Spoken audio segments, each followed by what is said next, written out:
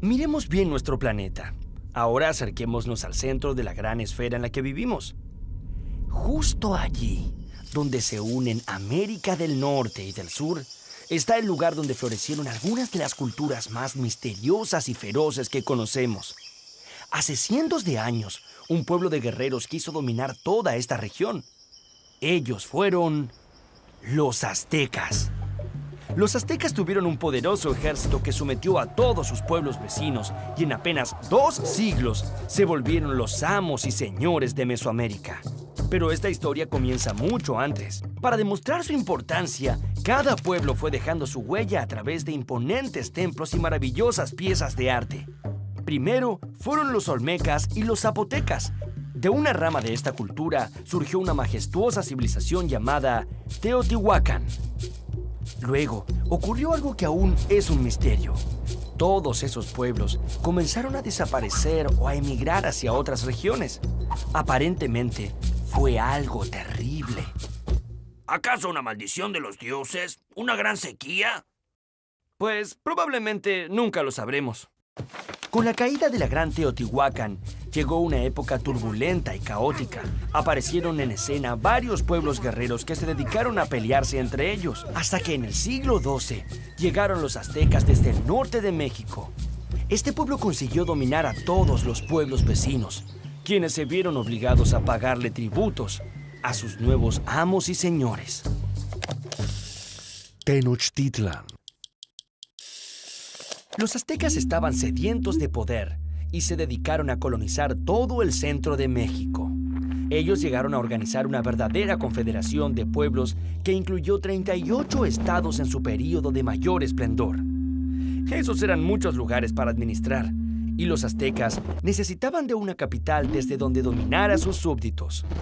Para eso crearon en 1325 Tenochtitlan, una aldea que con el tiempo se convirtió en una ciudad legendaria, centro de un imperio tan poderoso como temido. Tenochtitlan estaba construida sobre un islote en el centro de un gran lago.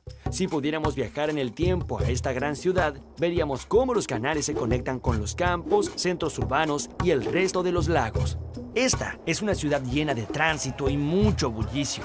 Y es que Tenochtitlan fue tan grande que llegaron a vivir más de 250,000 habitantes. Si miran bien hacia el horizonte, podrán descubrir las montañas que rodean la ciudad y que se elevan al cielo, casi hasta llegar a tocar a los mismísimos dioses.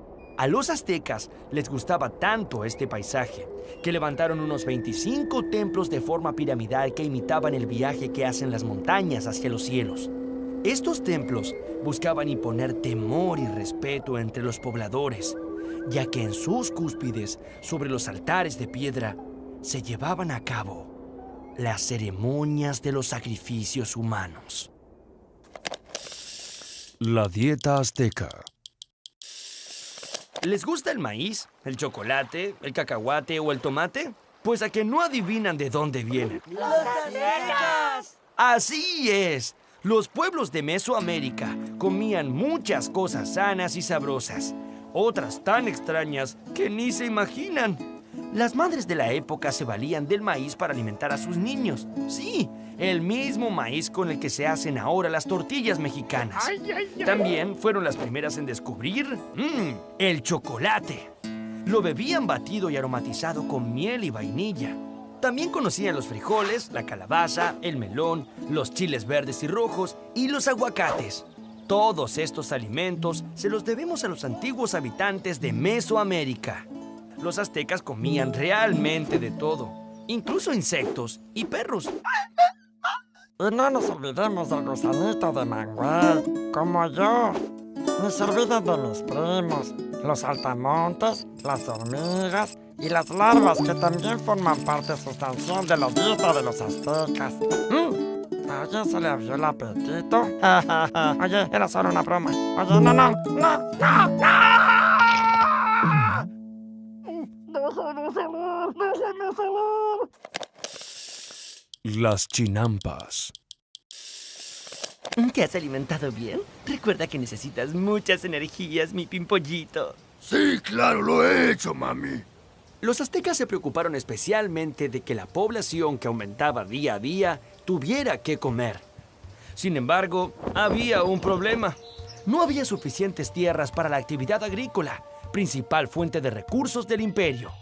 En el año 1265, una prolongada escasez de alimentos afectó a los aztecas. Entonces, Acatonalí, líder del imperio, propuso al Consejo de Ancianos la más ingeniosa de las ideas: poner sobre el lago unas varas y limo para así construir islas artificiales y cultivar encima de ellas. A estas islas artificiales las llamaron chinampas y permitían convertir grandes secciones pantanosas en campos fértiles. Además, la obra se complementaba con redes de regadíos y con el uso de excrementos humanos como fertilizantes. ¡Guácala! Tan buena fue esta idea que una familia de 5 personas que labraba un campo era capaz de producir más del doble de lo que necesitaba para alimentarse. La vida en combate. Los aztecas estaban casi todo el tiempo en guerras con pueblos enemigos. Uno de los grandes anhelos de ir a los combates era capturar a guerreros de pueblos adversarios para los sacrificios rituales. Ellos creían que cuanto más feroces fueran los guerreros capturados, más satisfechos estarían los dioses. Durante las batallas, los aztecas escondían sus rostros tras máscaras que representaban dioses y animales de enormes poderes. Para dominar esta extensión se valieron de muchas herramientas. Una de ellas fue infundir temor. Mediante una actitud férrea y despiadada, lograron hacer que nadie quisiera salirse de la raya y así mantener bien unido a todo su territorio. Pero no todo era violencia, ya que los aztecas lograron establecer fuertes lazos comerciales con pueblos vecinos. Los aztecas desarrollaron una elevada producción de bienes y artesanías que eran vendidas en otras ciudades. Los comerciantes viajaban de un lugar a otro y gracias a esto, los aztecas tuvieron un doble beneficio. Por un lado, muchas riquezas y por otro lado, averiguar qué estaban tramando esos pueblos. Aquellos que se dedicaban al comercio de mercancías de lujo tenían también una actividad que era secreta. Servían como espías al soberano azteca. El conocimiento. Muchas civilizaciones se han preocupado por dejar plasmada su visión del mundo y así poder transmitir sus proezas y sus conocimientos de generación en generación. Pues bien, los aztecas dejaron constancia de su historia de conquistas y dominio militar a través de unos símbolos inscritos sobre pieles de venado o telas de algodón. Estos códices repletos de coloridos dibujos son documentos históricos en los que se registraron muchos aspectos de su vida cotidiana. A pesar de los códices, los aztecas no lograron tener un método efectivo de escritura. Como carecían de alfabeto, la representación de un animal u objeto debía realizarse mediante la combinación de dibujos. Para entenderlo mejor, veamos un ejemplo. Escribían el nombre de su capital, Tenochtitlan, dibujando una piedra. Eso era Tena, de la cual brotaba un cactus de nopal. Eso era Nochtri. Como ven, la escritura azteca era muy limitada, así que tuvieron que apoyarse mucho en su tradición oral. Este debe haber sido uno de los motivos por el que exploraron tanto la poesía como método de comunicación. De hecho, había un poema para cada ocasión. Poemas guerreros, poemas sagrados, poemas históricos y poemas enamorados.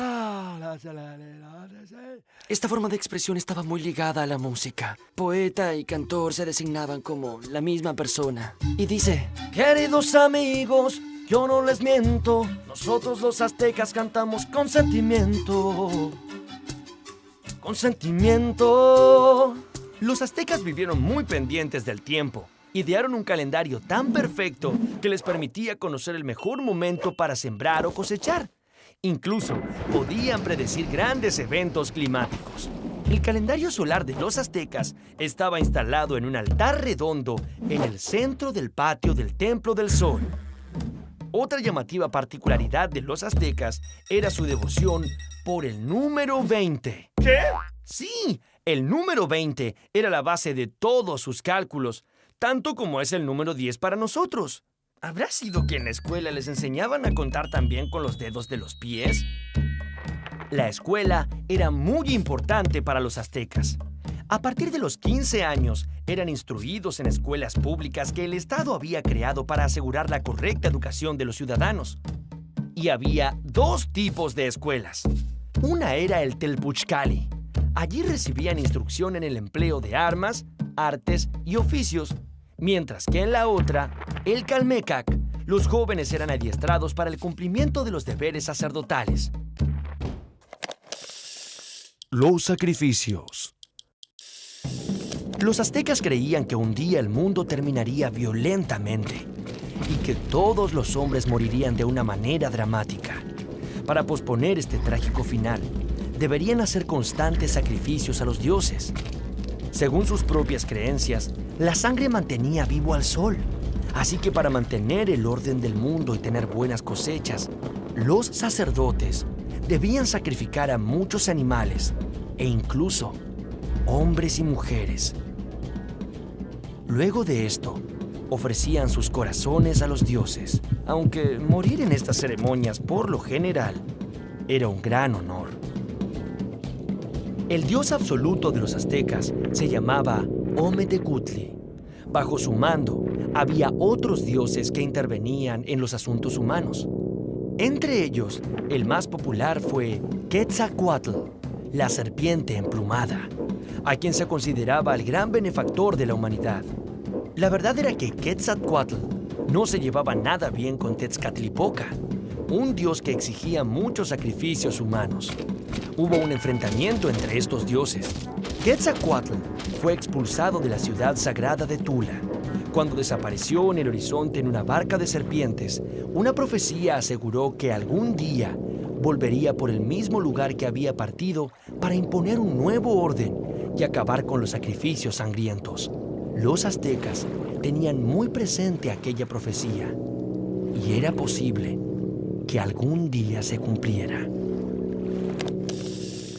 Las guerras floridas. Hacia 1450 hubo varias sequías y hambrunas que llegaron a inquietar a los aztecas. Preocupados por ello, el líder azteca Moctezuma I consultó a los sacerdotes. Estos interpretaron que la causa era que los dioses, que también pasaban hambre, habían decidido compartir su mala fortuna con los mortales. Pero los aztecas hallaron una solución rápida al problema: buscar más corazones para alimentar a los dioses. Así nacieron las llamadas Guerras Floridas, un combate ceremonial en el que los mejores guerreros se enfrentaban entre sí hasta que uno de ellos era derrotado. Como premio a su victoria, el vencedor recibiría la muerte. Pero no una muerte cualquiera, sino una gloriosa. El premio a su victoria sería ser sacrificado y que su corazón sirva de alimento para los dioses. El fin de los aztecas.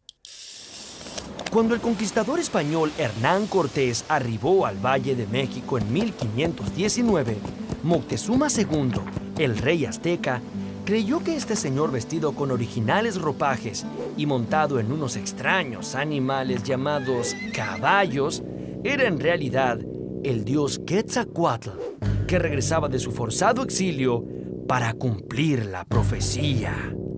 Moctezuma recibió a los españoles creyendo que eran dioses en vez de poderosos enemigos para su reino. Esto hizo que la conquista española fuera mucho más fácil, ya que al principio los aztecas no ofrecieron resistencia.